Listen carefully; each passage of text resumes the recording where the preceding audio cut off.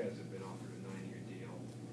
Reyes just signed a 6-year deal by the Marlins. The Marlins offered 9.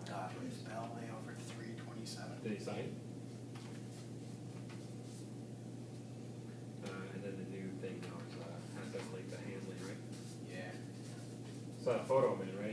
Are they figuring out how to juice in the off season? Yeah. He's getting huge. Pretty big, man. You know, I mean, that's naturally. He's 27 years old at this point. Good for him. No, I'm saying it could be. Could be. You know what I'm saying? I mean, the difference between when you're 20 and 27 is a big difference. Oh, yeah. What's for me? No, I get that. Just, I don't know. I gained 50 pounds. I used to be 130 pounds coming out of high school. You know? True. But yeah, I mean, you know who looked big was friggin' Cabrera. Yeah. Huge. Big, man. He's a pretty big guy. He's big in general, though. I didn't know he was that muscular. I always saw him as just kind of like a little bit of an Indian savant. Just woke up one day and could mash. I didn't know that he was actually working it.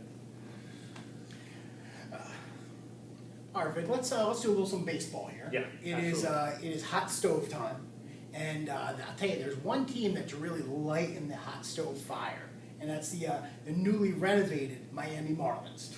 New ownership, New logo, flashy. Did you see it? I mean, if you look at our site, you've seen it. Yeah. It's fancy. New stadium that they somehow didn't even have to pay for. That's a topic for a separate post.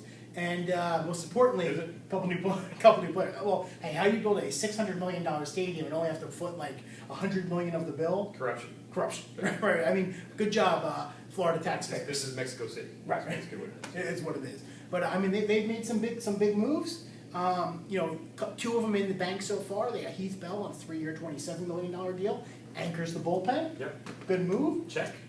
Jose Closer. Reyes. Yep. Closer. Jose Reyes. Yep. New shortstop. Yep. 6-year, $106 million deal. Probably paid a little bit more, but if he can stay healthy, he's worth it. Which he won't, so he'll play for 60% of those games. Right. So Sure. a little premium, but hey, you know what? He fits right down there in the culture, corruption, and but the big chip right here is our man, the machine, who they've been talking to. Offered him a 9-year deal. They're saying in the low 200s. What do you think? What's their chances on getting a Pujols? I think the chances are good. Yeah. Because they're the first team besides the Cardinals prior to the 2011 season to put an offer out there. Right. So they've fired the first shot across the bow. All right.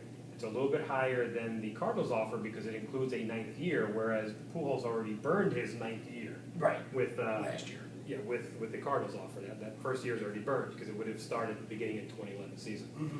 So basically, right now the Cardinals deal is an 8-year deal. Right. Whereas the Miami Marlins deal is a 9-year deal, a little bit more money. The other team that's brought up is the Cubs. Cubs, yep. Right. Who they say have an offer on the table as well. They haven't let the numbers come out of what it is, but they say there's an offer on the table.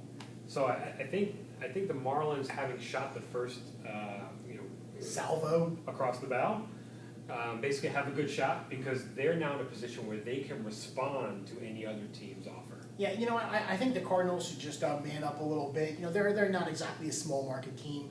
You know, reach down, pay him what he wants to be paid. Pay him the 10 years, $250 million. He's your team. That's what I personally think. But I mean, it sounds like the Marlins have the inside track right now. And we haven't talked about this. You don't know this, but I would love to see him go to the Miami Marlins. Me too. Oh, I agree. I would love to see him, break the whole St. Louis tradition thing and just go for more money. Go down there in South Florida where it's beautiful 24/7, not St. Louis. Yeah. Right. If you've been to St. Louis, not exactly. I haven't been, but I've seen enough of it on TV that I don't need to. We love you, St. Louis watchers. But yeah, I would love to see him in Florida. You know, I get it. I think the Marlins are also proposing the whole no state income tax in Florida, which gives them a few $1 million also on top of this contract. You know, if you're talking a $200 million contract, you can say 4% of that $8 million would go to taxes in St. Louis, which isn't going to go to any taxes in Florida. That's money in its pocket. Or you could put up a half dozen mistresses up in that kind of. Oh, right. Kind of money. I mean, you take that $8 million, you could put a whole bunch of more houses up there for $8 million, and think of all the women you could fit in one in every National League team's area. Road booty is something we have talked about. It's a big.com. A lot, and we expect to hear more road booty conversation, especially when it comes to big time And players. David Cohen, it's the only reason why he kept playing the last 3 years of his career. Hanley. Okay, here's the wild card.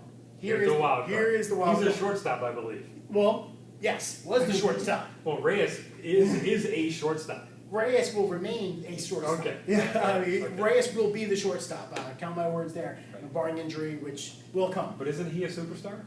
He's one of those superstars on occasion kind of guys. I mean, everybody knows Hanley as the guy with limitless potential. I think he's a superstar who got hurt. He was a superstar up until last year. I don't He got know. hurt. Remember that whole deal where like Hanley didn't chase after the one foul ball, or not foul ball, with the one error that went over to this thing, and I forget who his manager at the time came out and took him out of the game. Hanley's got some attitude issues, but he's gonna have to. He's gonna have to move to third base, or he's gonna have to move to another team. Yes, that's what I'm talking about. Here's where we come into play, because the New York Yankees could use another infielder. Specifically a shortstop, Okay. because we'd like to see our boy DJ 4K, Derek Jeter, move to someplace else. Right field. Right field. Swisher gets moved. Out of the lineup. Right, you don't like Swisher, Swisher gets moved out of the lineup. Right. Yes, yeah. I mean that's what I'd like to see. I mean I would say center field, but I fell in love with Granderson last year. So yeah, let's keep Granderson there. Let's keep our boy Gardner in left, and Jeter in right. Use that strong throwing arm. Do this kind of the across the thing. If you can do the across the chest throw, if you can do that in right field, be my guest. And let's get a guy like Hanley Ramirez in there to play shortstop. Right, so let me ask you a question. What is the percentage that you think of that happening? 1%. Really? Do you think it's that low? Yeah, I do think it's that low, because they're going to want, Miami, they're a team where they're going to want a big time player. If they're signing guys like this, they're looking for true major leaguers. They're not looking for, prospects where you trade away, your Roy Halladay for 3, kind of major league ready prospects. They're going to want our pride and joy. They're going to want Jesus Montero.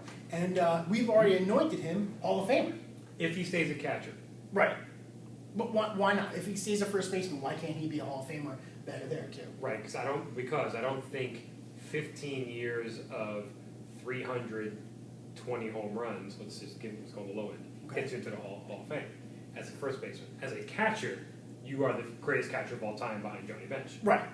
But the thing is, if he moves to first base, who says that 320 can't bump up a little bit to 310, 30, 35? You're just lowering the pool he has to compete with. Agreed.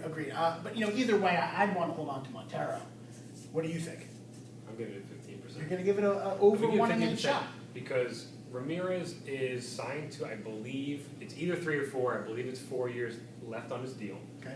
It's not nothing money, but it's not huge money, because it's one of those contracts where, like the Yankees did with Cano, where they made him rich early so that they got the discount. Right.